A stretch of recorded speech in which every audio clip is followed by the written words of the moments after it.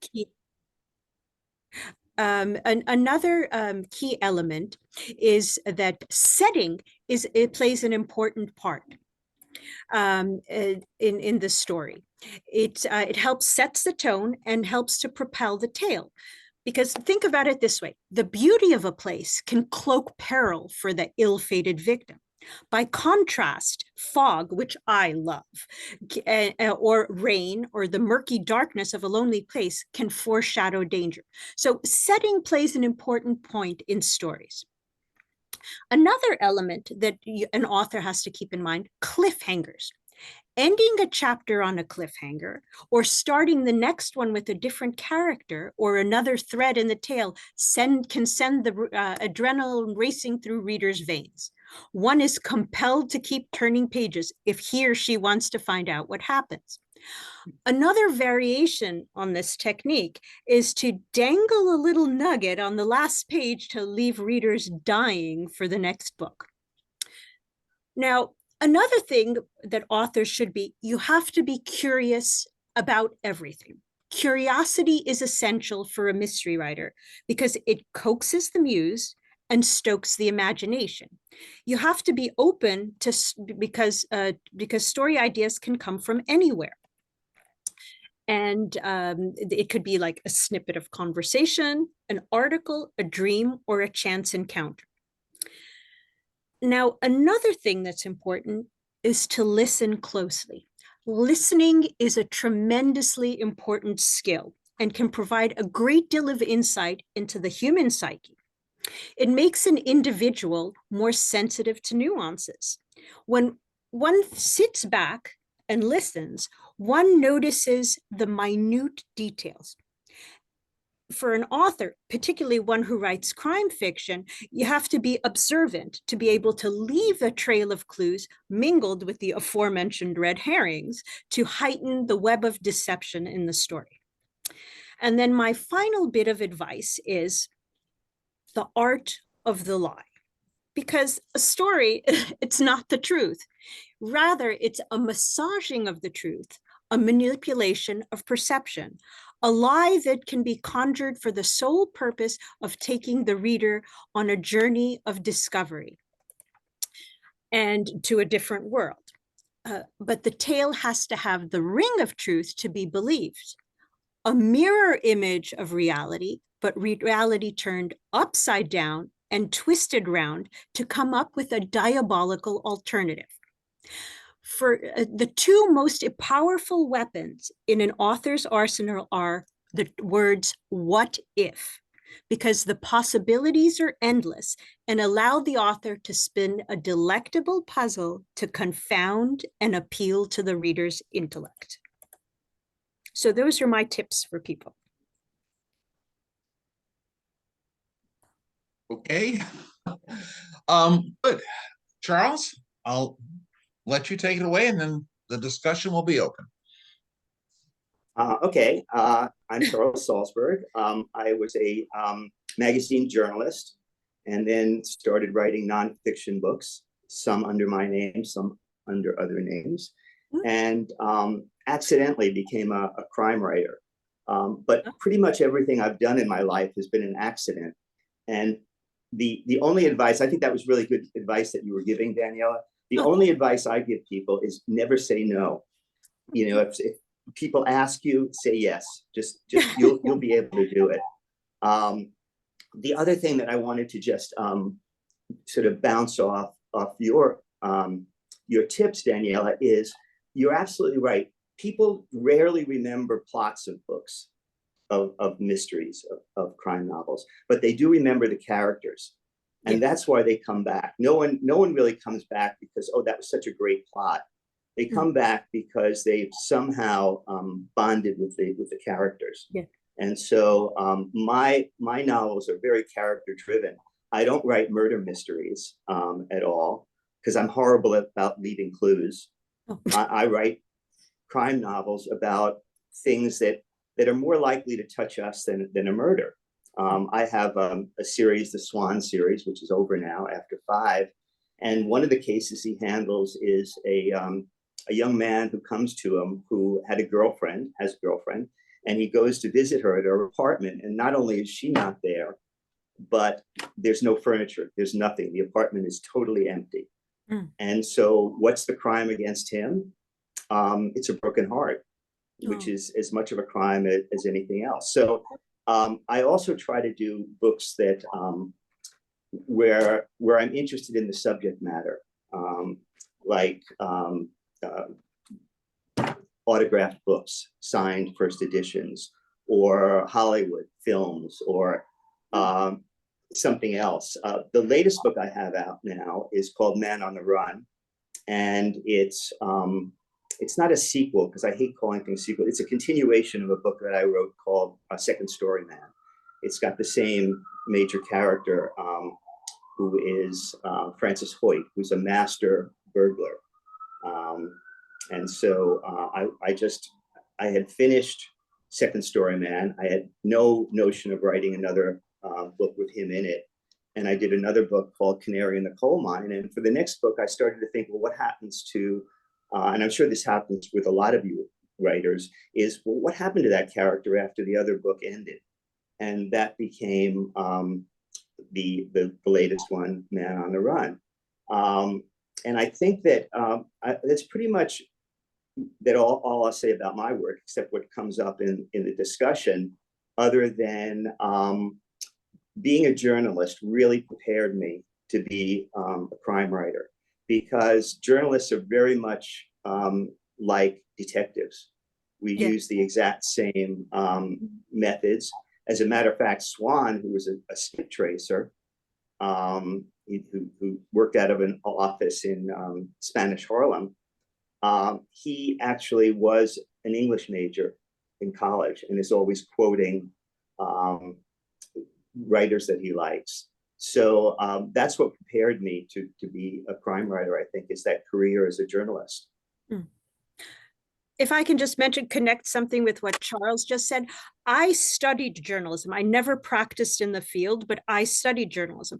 So when I came up with the idea for my two characters, the journalist who is Emmeline, that was precisely why, because journalists, as you said, are like detectives. You know, I wanted an amateur sleuth because, you know, police, to a certain extent, they have their hands tied because they have to follow the law. But amateur sleuths have more flexibility, and a journalist, the job is to ask questions. So that's why one of my protagonists, I chose to be a journalist in my series. Likewise, I have a series of 4 short stories, 3 of which are published, one in Ellery Queen and one in Mystery Magazine, and I'd have to think to get the 3rd one. But she's a journalist, Japanese American, very tiny person, working in Sweetwater, Texas, with very much an old boys club atmosphere, and they see this little woman, and they, you know, she has those issues to deal with, it, which makes it kind of fun. And each story ends with, by the time you get to the end of the text, you don't know exactly what happened, but then appears her newspaper story, which lays it all out. I have a question for you, Vicki. Did you, because of the climate now, and you don't look half Japanese to me, but if you are, you know, fine. Did you get any blowback writing a character that was ethnically not? And was this a while ago, or these stories were recent? These stories are in the last couple of years. Yeah. Oh, okay. Well, that's good to hear that you didn't get any. Now, some of the Texans may not have been happy, but but nothing from the Japanese community. Well, you know, taking up on that point, you know, about being relevant nowadays, Emmeline, my character in the book, is Jewish. So I pick up on certain things in the book about anti-Semitism now in the world, to highlight that, to bring it to the fore, because, you know, we can't let that type of behavior go on. So I try to bring that into my books because she's, well, I'm Jewish, but because Emmeline is Jewish, I wanted to show that, because, you know, everybody has to stand up against that type of thing. And I'm sure Vicki, with her character being a half Japanese, she was trying to demonstrate the same type of thing. Well, she does encounter people who in the last story, someone she was interviewing said, "Why don't you go back where you came from?" Mm. And she said, "Well, I came from California, actually. Mm. I've lived in California all my life. My family's been here since the 1880s. How long has your family been here?" He had some sort of Eastern European name. You know, they obviously immigrated much later. Mhm. And he said, "Well, you know, you people, something, something, something." And she said, "What do you mean, you people? Do you mean you Japanese Americans, or do you mean you thespians?" Because this involved a theater. Right. And she said, my grandfather and great grandfather fought in the world wars, and my father was in the Go for Broke unit, if you know what that is. It was Japanese. 42nd, Yeah, exactly. the most decorated unit. It's been a while since I wrote this, but yes, most decorated unit. Where did you serve? And, you know, so she sticks up for herself and, you know, exposes some of these sort of Right. unconscious prejudices that people, or not unconscious, unthinking prejudices that people express. Yeah. Vicki, can I pick up on something that you were talking about on promotion? Because I have a tip, but it's kind of more of addressing a negative. And that is, we all know people who are on Facebook, and the only time they post is when they have a book coming out, and everything they post is about their book and their own work. And you know, I have a lot of friends in the business, and we talk about this all the time. And there's nothing that turns people off more than doing that. Just whatever you post. And the best piece of advice I ever got, I had a student who specialized in media, social media, and she said that if you're on Facebook, the best thing you can do is think of yourself as a magazine, so that everything you post is interesting to people. You know, that they you know, either it's articles or work by other people or whatever, something in the news. And then when you have a book come out, then you can sort of fit in that promotion, and people don't resent it as much because they're supposedly hooked on your site and what you're posting on Facebook, for instance, and they will allow that a lot better. So that's the advice I would give: is try to be ecumenical in what you post, not just about your work, because that will be counterproductive eventually. I totally agree. I post on Facebook. Well, I post on my blog, and then I promote it on Facebook 3 or 4 times a week, usually, unless I somehow hit a dry patch or we're on vacation or something. And it's book reviews, it's theater reviews, it's interesting articles from the New Yorker, it's stuff we learned on a vacation or whatnot. It's almost never about my book. Although when the book was coming, and I've been doing this since 2012, so people that follow me on Facebook are sort of familiar with that. When the book was coming, I had once a week I would do a post on something like the main character of Architect for Courage. That's number 2 of the 15 we're going to have to get in on this call.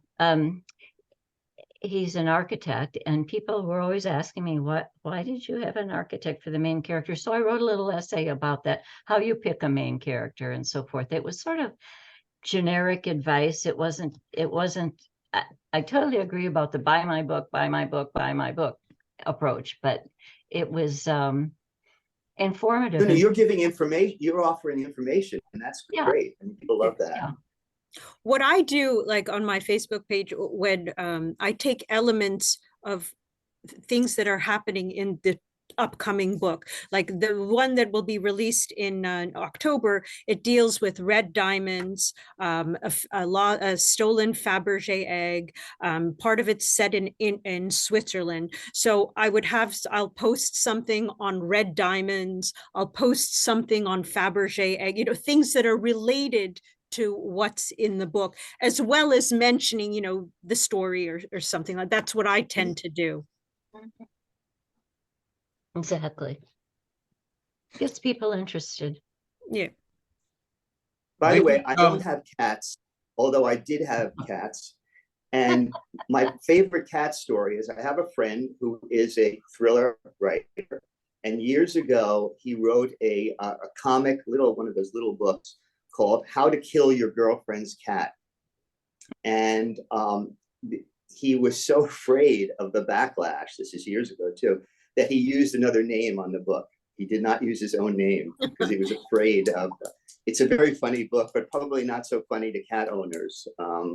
Probably he was also worried that she was going to come and kill him if she saw his name on the Well, book. she was probably long gone by the time the book came out. That's funny. let me say Although this. cat owners have long memories. As a cat owner, I'm not now because I figured, okay, Jack was the last one. But as a cat owner, a lifelong cat owner, and a lifelong lover of cats, I also understand that impulse, and I find it hilarious. You know, there's the old joke: dogs have family, cats have staff. And that's absolutely true because cats can be the most disdainful creatures on earth, and that is inherently funny. Vicky, you were talking about marketing. Just so people know that I'm not making this up. Okay. Maybe Vicky, part of you were it- talking about marketing, and I neglected to start the recording right away until Daniella was speaking. I realized, wait, it's not recording. So, and I said, let's talk about that in more detail. So now is the chance to do that when you want to approach marketing. Well, I was talking about, for those that missed it the first time around, the value of doing, in my circumstances anyway, of doing the Partners in Crime blog tour. It's not super expensive. It exposes you to a lot of different bloggers. And one of the hidden benefits of it that they don't advertise, I told them they should, is that it gives you as an author a chance to answer when you have time to write it out and think about it and come to the best way to express some of these complicated things at your leisure. And then when you are in a live situation, like a book club or whatever, and people throw these questions at you, it will be there. You will already have it. And I kept a file of all my answers to bloggers' questions. It's got to be 20 pages by now or more. And I sometimes review it before I do a live event. So just to refresh my memory, particularly since I tried to answer some of the more common questions in several different ways. So no matter how they sort of phrase the question, I can come up with something without my mind going completely blank, which often happens. But another advantage of doing this blog tour is that although a lot of the people just put the canned information up, there were half a dozen or so that did an actual email interview. And those interviews I use to get quotes from and put on my book sales page on Amazon. Linda, I think it was the Sisters in Crime New Jersey presentation you did about maximizing your Amazon page. Well, Yes. remember that? Yeah, because we did a lot about Amazon and Facebook, and I mean, I do a lot on social media, but even just tips like finding your follow button, find the link for your follow button on Amazon, put it on everything, because the more followers you have on Amazon, the higher they will bump your SEO and mail to general people, in the category. So yes, and I followed every tip you gave us. And one was that you do have control over parts of your Amazon sales page. Maybe your publisher controls the opening part, the description of the book itself. But down below where they have places to put interviews, that you can put the text in that you want. And so I use some of those because my publisher didn't send to any of the big reviewers like Kirkus or Library Journal, so I didn't have any reviews like that. I write reviews for a UK website called crimefictionlover.com that gets, I don't know, 50, 75,000 views a month.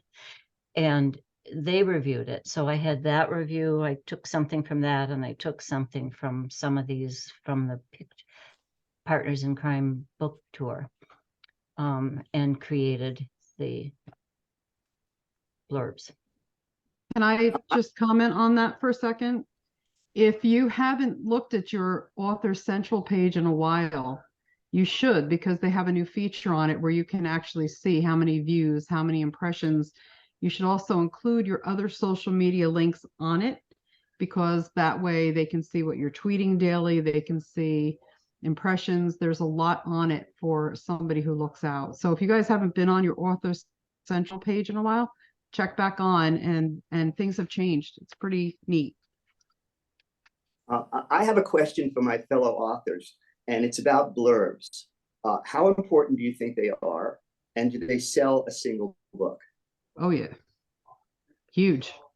I think they're important. Yeah, I mean, I try to ask author friends of mine to give me a cover blurb. I think it helps. I mean, if they see it on there, like for the last for A Mind to Murder, the book that came out last September, the cover quote I have on there is from a former BBC Asia and World correspondent who I met last year at Thriller Fest, and I got to know him. And then I asked him to give me, so he gave me the best cover quote I have ever received. I received from him on the cover of my book. He compares me to Agatha Christie and Ian Fleming. I mean, that was Agatha Christie's my hero. I couldn't believe that. But I think blurbs are really important. So Daniella, have you ever bought a book solely on the strength of someone who blurbed it? No, not solely. For me, it's the story. It's the story that counts, and if I like the author, those are the most important things. I glance at the blurbs, but for me, it's the story. As I was saying before with my tips, it's the character. If I like the character, then I want to know what's going on, what's their next adventure. Right, but you can't like the character until you buy the book and start reading it. Right. So how about you, Vicki? How about you? Have you ever bought a book because of someone who blurbed it? No, I used my blurbs for a different reason. There's only 2 on the back of my cover. And I guess maybe I was suffering a bout of imposter syndrome or something, but I was really worried that people would say, well, Alifair Burke writes a book about a courtroom scene. Everyone will accept that she knows what she's talking about. And a doctor writes a medical mystery. Everyone will accept. I'm writing about an architect, and I'm not an architect. And so that worried me. But I know a lot of architects. So one of my blurbs is from a prominent national architect. And it's mainly to establish my own bona fides. And the other blurb is from Dick Belsky, because he knows New York, and everyone who knows his work knows he knows New York. And this book is set in Manhattan. And so I felt like I covered 2 big bases with these blurbs in terms of the authenticity with which I was writing. Because if these 2 well-known people could accept that the book was realistic and say these nice things about it, then that made me feel better. I think blurbs had a place in bookstores, and because I know I've bought books not because of the blurb, but the blurb will have made me flip through the book. Then I might buy the book. And so I think the blurb is kind of like a teaser or a hook. Yeah. I wrote a play once, hasn't been produced, and I'm considering changing it into a novel. I've played around with that idea.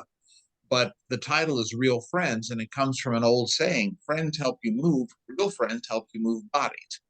And it's published, that will, if I finish it as a novel and it's published, that will be on the cover. But that's not negotiable, because that's a hook. Right. So no, I've heard that it's where it really helps is with the publishing company getting booksellers to to stock your book. That's what I've heard is that's where it's valuable for, which is well before it gets to the bookstore. Mhm. Yeah. But you know, I think there's a few authors that are well known that have over blurbed. It seems like practically every book, how much can these people must read 24 hours a day in order to say these nice things about all these different books. And so I think that kind of devalues the blurb, their Well, blurbs. I was going to comment on that too. It's kind of well known that if you're looking at a group of writers all from the same publisher, the publisher definitely gets every writer from their own stable to write blurbs for other people. Yeah. So I've had readers and reviewers not really take any blurb seriously because they know they come from the particular publisher's stable. They don't take it as seriously.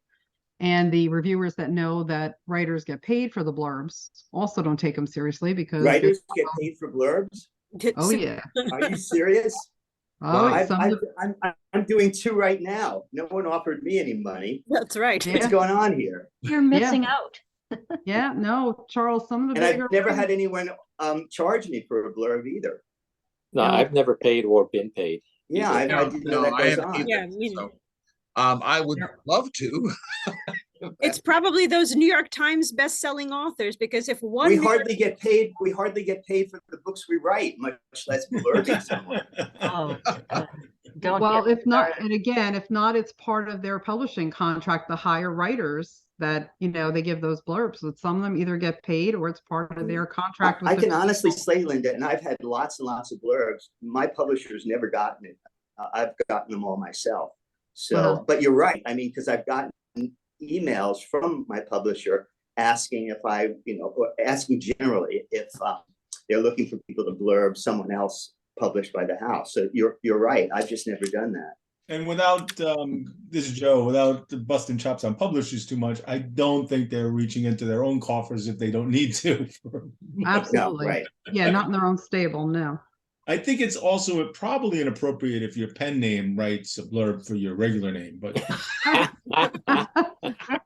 No, but what a great idea.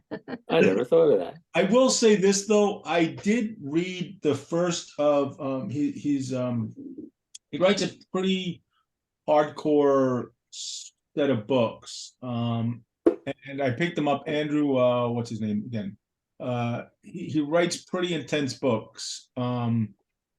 And Joe Lansdale had actually done a blurb for the back cover, and they're friends. But I did read his first book based on the fact that I was looking I was in the library, I was in the kind of mystery thriller, leaning even towards horror genre. And Andrew Vax's book, which is not for the weak-hearted, his writing. But Joe Lansdale had done the blurb, and I thought, you know what? If they become friends enough, even through publishing, that Lansdale thinks this guy is a good writer, I'll give him a shot. Mm-hmm. Because Lansdale sometimes writes stuff that's if you know of him, and he's won some of the awards from MWA, but Lansdale writes some stuff that it's almost hard to define, and I was kind of looking for something different. So like some of his stories, they don't slide well into individual genres because they're kind of thriller, mystery, unknown. Is there something supernatural or not? And I was looking for that. So I said, well, why don't I go with an author that writes that stuff, that knows other authors that write that stuff. So, but blurbs catch my eye. I don't know if it gets me to buy the book. I hate to burst your bubble, Joe, but most blurbs are given from people you know, and they used to call it log rolling. You blurb my book, I'll blurb yours. Yeah, sure. And another shocker is they don't necessarily read the whole book. I do because I have this background reviewing books for the New York Times book review, and I was always afraid that if I stopped a book at page 200, the next 100 pages would be the best thing ever written, and I'd look like a fool. So I learned to read everything, but not always. Some people do it as a favor. And I have a friend, Patty Dan, who wrote Mermaids years ago, and is not a crime writer. And I really admire her because if she reads something for a blurb and she doesn't like it, she will not blurb it. And most people I know, friends of mine, I don't think that's, if you're a friend, you tend to blurb it. But I really admire that, and because I think it's really honest. You know, if she's blurbing something that she really likes it, or at least I know that, and you know it now. She won't just blurb anything. The authors who I've asked for blurbs from, they've all read my books, and they tell me afterwards that, oh, I want to see what happens next, and so I know that they've read it from beginning to end, not just that they've said something nice about the book for the cover, but they mentioned something that happened in the story. It's like, oh, I liked this point, or this really had my attention. So the ones who I've asked, they've actually, I've been fortunate. They've not only liked my books, but they've read the book too. So just being a little in Italian, malaspine, I mean, isn't basically the practice of buying a blurb from Kirkus the beginning of what certain indie authors were doing? They paid up to $400 for some of them. That's paying for a review, though. That's paying for a blurb. Yeah. I'm not sure of some of them, but the point is that that practice is out there, that some authors are paying for that various things, so it's hard to navigate sometimes. No, I know that's the case, because a couple of authors that I know that they've actually paid for a Kirkus review, hundreds of dollars for a Kirkus review. I'm not willing to do that. I mean, I know if you get a Kirkus review, it's great, but I'm not willing to do that. To me, it doesn't seem honest. If you have to pay for a review, it doesn't seem honest to me. Well, and somebody told me, and I don't remember if it was a reviewer or somebody, but they said that it's a different type of review that's paid for, and somebody in the field knows exactly which ones are paid for and which ones aren't. That it's very noticeable. So I think they have them in different sections, Linda. Yeah. I think it is obvious with different sections.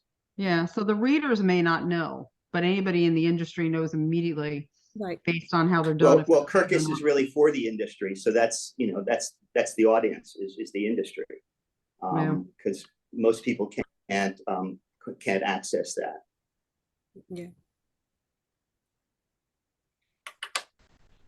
Let me toss in one other thing that I did recently. If you're talking about publicity, I think it was someone in Crime Writers of Color who suggested it. And it's a thing called the Global Girls Online Book Club. And what you do is you can find them on Facebook. Reach out to them. Say you're a writer with a book, and they will give you a day where you can put as many posts as you like, as much information as you'd like about your books, and so forth. Mm-hmm. And I wrote all my posts in advance. I looked through, and most people were doing between 7 and 10 posts. So I think I did 8, maybe 9. And they were short, not too short, and they had information about the books, but there was nice feedback that came from that, and that's another way to reach out. What was that again? Global Global Girls Online Book Club. Thank you. You can find them on Facebook. I was once invited to Kansas Writers Conference. And there was the time where you would sell and sign books. And there was a guy, I mean, very few people were coming up to my table, but there was a guy, people were carrying stacks of his book. And I asked him afterwards, I said, you're selling all these books. First of all, what he did was he packed up his station wagon with books, and he'd drive to all these conferences and sell the book. And I said to him, what's the best piece of advice you could give anyone about selling books, successfully selling books? And he said, get off your ass. And that was his advice. And it's really true, because if people see you in person or something like this, and they like you, they're more apt to at least explore your book and buy it. So his thing was, he was there, people could meet him, they could talk to him, they could shake his hands, and they would buy his book. So that's the best. You can't always do that. And obviously during the pandemic, we couldn't do it. Yeah. but it really is true that that's really the face-to-face is always the best way to sell books, I think.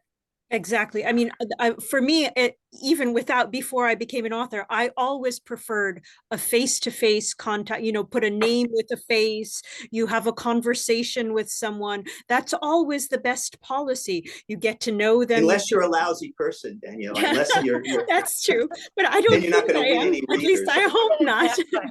Yeah. But I So mean, work that's on your personality first. okay, I'll try a little harder. But Yeah. I've always felt that that's the best way to make, as I said earlier with the tips, once you make a connection, that's there. People, they know you, or they remember something that you've said, and that appeals to them, or something else occurs. So the personal contact, that's extremely important, whether you're an author or just life in general. That personal, you can never replace that with a computer, with texting or something like that.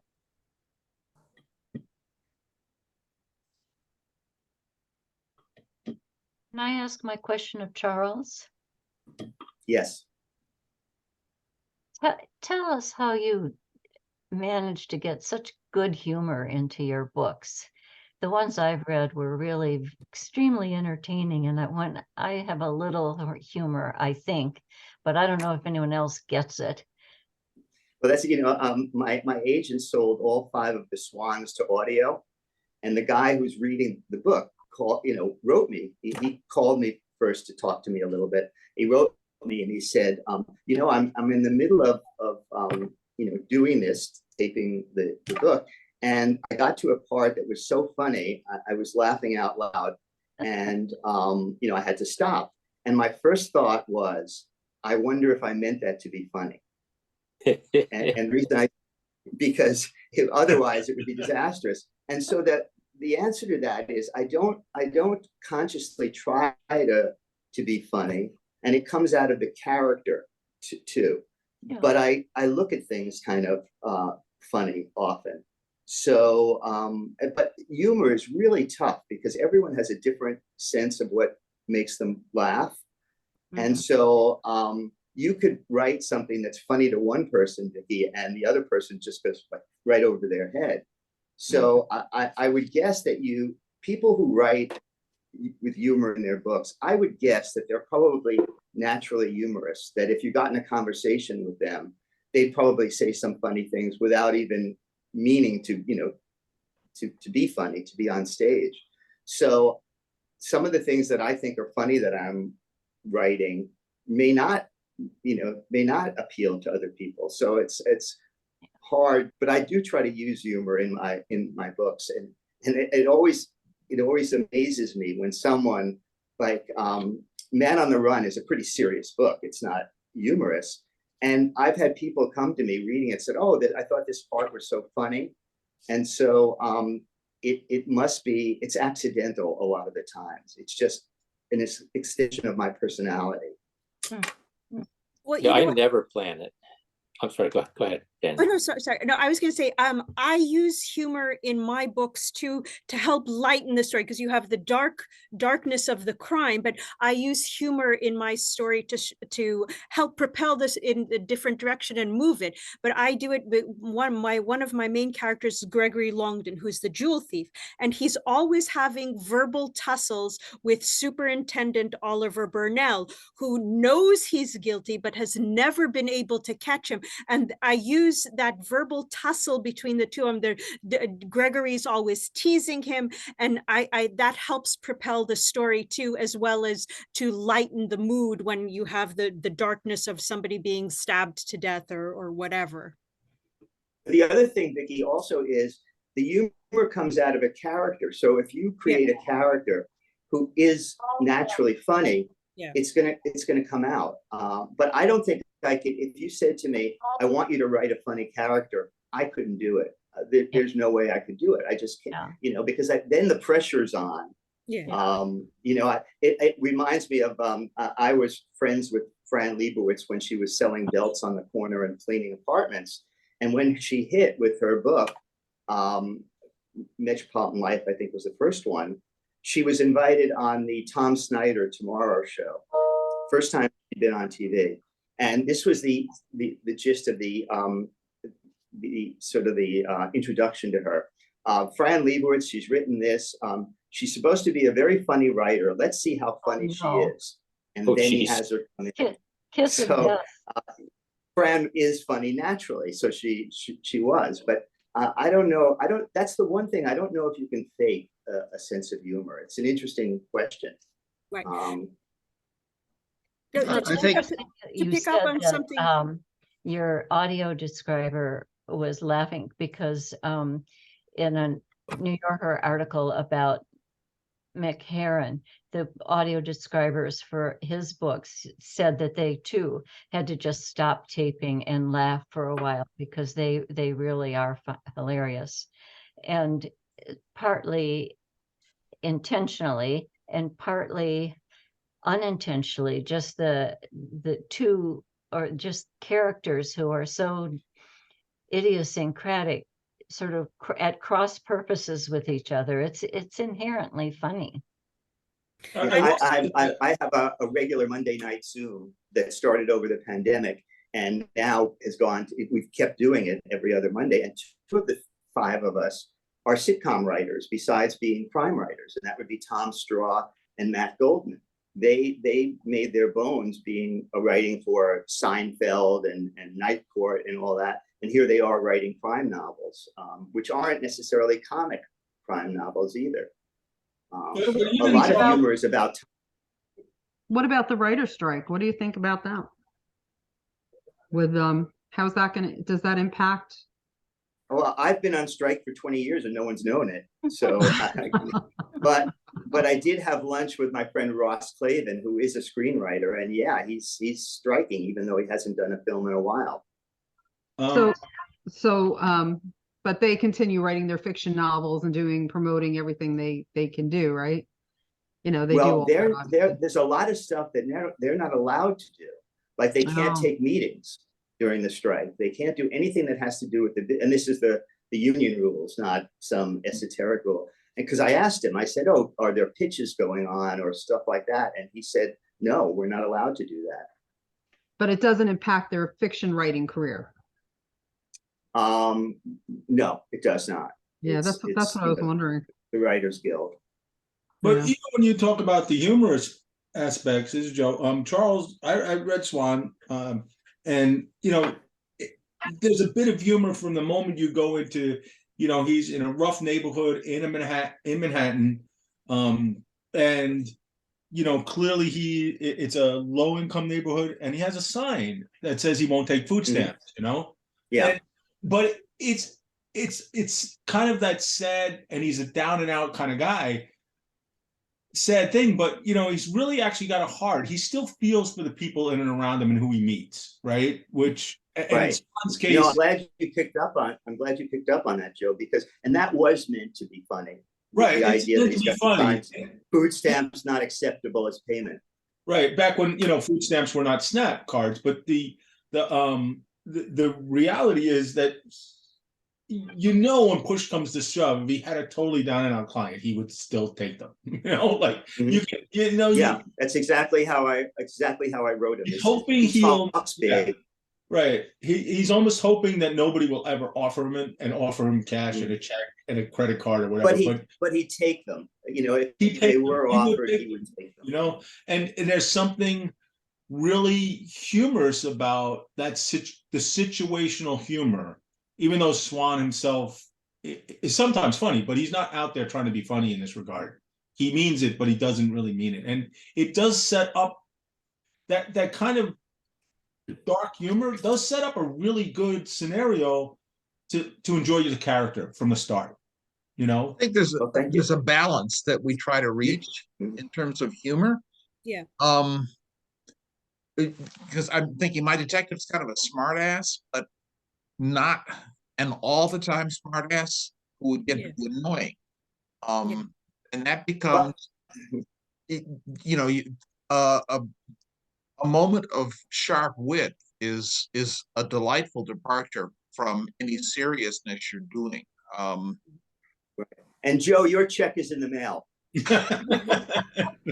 Thank you. I don't pay for blurbs, but I pay for plugs. Yeah, no, you probably don't want my blurb. In fact, if you put Joe Kennedy on a blurb, they're not going to know which Joe Kennedy. So, No, I'll just say you're one of the Kennedys. yes, exactly. You know, you're Ted Kennedy's nephew. Yes, But exactly. then they'll call you an anti-vaxxer and won't pick up the book either. So, Yes, I did read a book like that, Gary, it's a where mixed blessing. it was set in England, and it was a detective and two assistants, and the two assistants, everything was a snarky comment. And so after about 30 pages, you're thinking, oh my gosh, this Yeah. is really, it's too You much. can overdo it. yeah, he way overdid it. And see, but that's the thing. Danielle, I sent you a response. You responded earlier. I think the balancing act is in terms of limiting your humor so that you don't have too much. Because in our exchange, we were talking about numbers of book covers that could be on the individual author sheets. And something I learned recently that I hadn't thought about was that when you see those drug commercials for this new miracle cure for a disease that 300 people have, but they're looking to sell it to you for some other reason, when they start doing the side effects at the end, pay attention to how they do those. They Very fast. They do them fast, but they start off heart attack, stroke, death, and they go through these things, and they keep going down to what this one piece said was itchy feet.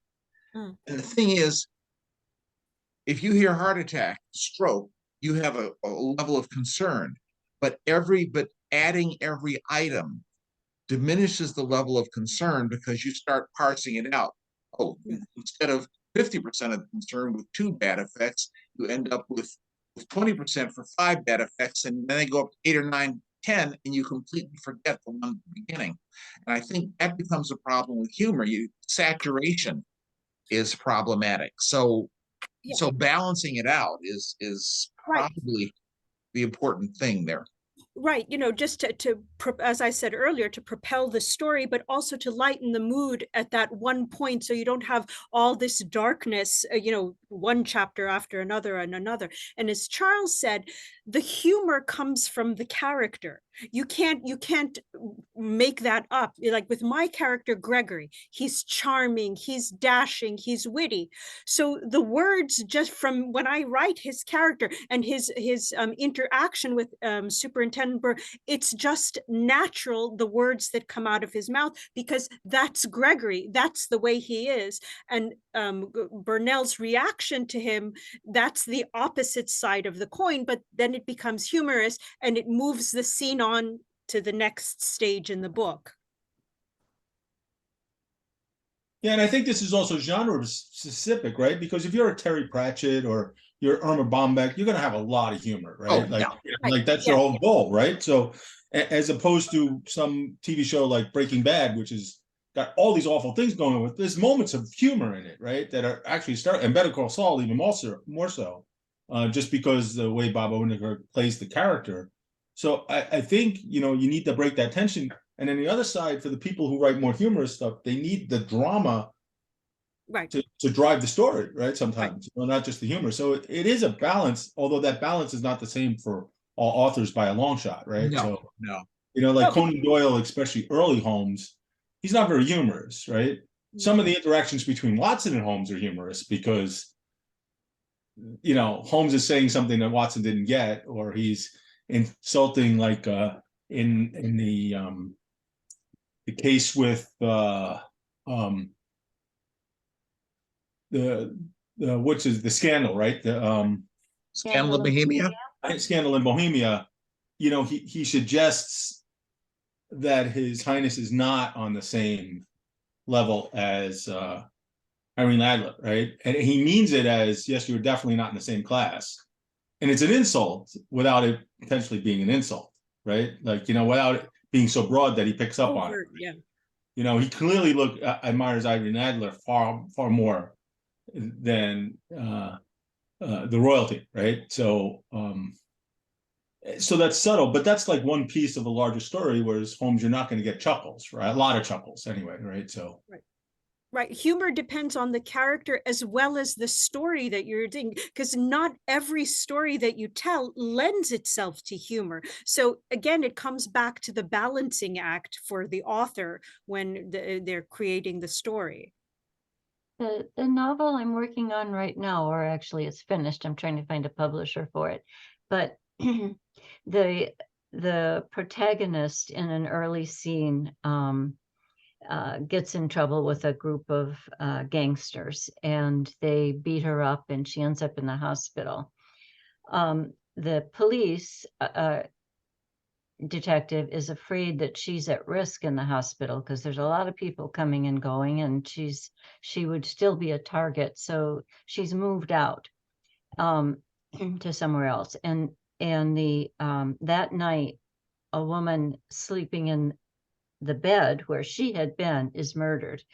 And so the character, the main character, is like overwhelmed with guilt because she thinks she sort of caused this problem by eavesdropping, and she shouldn't have done it, and now this woman is dead. And so really she does not display a lot of humor because she feels too guilty to speak in a humorous way. But I introduced a few humorous police characters instead, and so they provide a little bit of relief. I also killed a cat, and I don't know if that's going to be the death knell for the story or not. I mean, it's like the worst, but the death of the cat ends up helping to explain what happened in the story. I mean, the death was not for nothing. It Also, was, the cat has 9 lives, Vicki, so there's still 8 left. well, you know, Let's think now, and I hate to say we should wrap up, Okay. but I do have a 93-year-old to make dinner for, and I promised her we'd watch Jeopardy. So let's have a final thought from everyone, as we're and on anything you want, and other participants as well. If you want to add something, feel free. Vicki, let's start with you. well, I think the final thought would be in doing these interviews with people who are in book clubs and so forth, they always ask, what's your advice to aspiring writers? And I always feel that probably comes from an aspiring writer, actually. But in any case, I always say, write the book that you want to write. Don't worry about the market. Write a book that really speaks to you, because that's the only way you'll have the momentum to finish it. It's a lot of work, and it's not only that, your heart really has to be in it, in the story. So that's my parting shot. Okay, Charles. I would just say read everything you possibly can. It's the best way of learning, and I teach writing, but it's the best way of learning is to read stuff that you like, stuff you don't like, stuff that has nothing to do with what you want to write. Hi, Mom. I'm almost done. I'll be with you in a minute. I'll be with you in a minute. Yes. I'm done. Daniela's turn. Yeah, no, because we as authors, we're readers at heart. I mean, I'll be up in a few minutes. We wanted to become authors because we, for me at least, it was a love affair with the written word. So as Charles said, you have to read everything. You have to be a voracious reader to be able to create your own stories, to see what was there. And then you have to let your imagination can flow and you can create your own stories. But it starts with the love affair with the written word. I agree with that completely. And it's funny that that's how we should end. This morning, for some reason, I remembered a guy who someone sent him to my classroom on campus at one point, and he walked in and said, "Hey, tell me you're the guy to see if I want to write a book." I said, "Well, first thing I want to do is I'd like to ask is, what sort of things do you read?"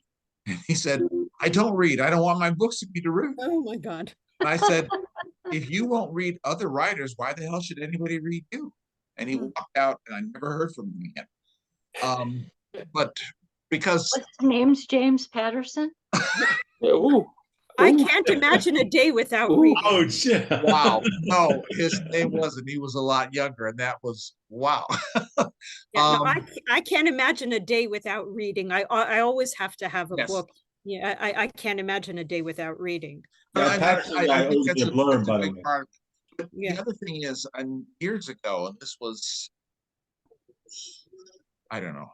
Well, I'm turning 72 soon. I think I was probably 25 at that point, just beginning my teaching career. You know, I'd been teaching for a few years, and I was at a conference, and someone produced a statistic that said the average person read 2 books a year. Oh my God. And the thing is, I figure for myself, I read between 70 and 100 books a year. And it's like, I'm reading for other people. Now, again, reading everything, you have Yeah. to read everything to know, particularly if you're writing about something that's not your field. Right. But one of our biggest difficulties as readers, and I'll blame the educational system, is that not enough people care about books to go out and read them or check them out in the library or what have you. It's true. It's true. It's so sad that it's, especially the younger kids these days, they don't read, and I can't comprehend that. I can't Yeah. comprehend it at all. Yeah. You know, I will say though, and I'm in my 50s, my kids are adults in their late 20s. It is a glorious feeling when, as a parent, you're wondering, well, what did I do right? What did I do wrong? And when your kid's young and the first time they come up and hand a book to you and say, Daddy, you need to read this. And you're like, okay, I'm getting literature advice. And at that time, my son brought me Harry Potter. I think he was 7 or 8. Mm-hmm. He read much above his level, and so did my daughter. And she brought me Lemony Snicket. And Daddy, you got to read this. You have to read this, And it's kind of endearing that that you pass that on, right? That you get, or a friend of mine, one of my closest friends, his birthday's, he'll be 60 on Sunday. I'm going to his party. He thanked me. We worked together at Liz Claiborne 3 decades ago, and he said to me, "I always want to thank you. You introduced me to reading, dude, and I've never stopped. I didn't realize what I was missing, And it was a book that an operator at a place called Henry Schein had given me a decade before. And I said, you'll like this. It was one of, what's his name? He writes a lot of horror stories, Dean Koontz. It was one of Dean Koontz. And I said, if you read Phantoms and you're not a horror reader and you're not looking under the bed at the end of the night, I probably did a bad job. But I was looking under the bed. So, and it's just a beautiful thing to pass reading on, and the joy of reading on to somebody else, or the joy of writing. Yes. Yes. Yes. Gary, thank you for doing this. Yeah. This was fun. Thank you all for participating. And thank you. I need to go warm up dinner and and get ready. Good luck on Jeopardy. Yes. Gary, as a note, I do almost always play Final Jeopardy with my 90-year-old mother every night. We do not live together. I live alone, but she calls me or I call her and we play Final Jeopardy. And sometimes we look it up online if it's not the right hour. Does she let you win? Does she let you win, Joe? Sometimes she does. My daughter had to watch her after she had a surgery. She said, Grandma's really good at Jeopardy. I'm like, yes, she is really good at Jeopardy. Well, Jeopardy helps. My mother-in-law has the beginnings of dementia, and yeah, so does my mom. Jeopardy helps her focus because, and we're in a thing where her first language is Spanish, not English. So sometimes when she forgets, she starts speaking to me in rapid Spanish, and I understand some things, but not when it's fast. And so, but with the whole Jeopardy thing, I go along and I shout out answers because she enjoys hearing me do that. It's a fun thing. She's why won't crime writer Brendan Dubois, crime writer, has been on Jeopardy and won. Oh, really? That's excellent. But anyway, thank you very much, Gary. Thank you. Yes, you are most welcome, and I will see you all at our next meeting. Yes. And I hope you all have a pleasant evening. Yes, you too. Thank you for a wonderful conversation. Thanks, everyone. You're most welcome. Bye. Take care. Bye. Good night. Bye-bye.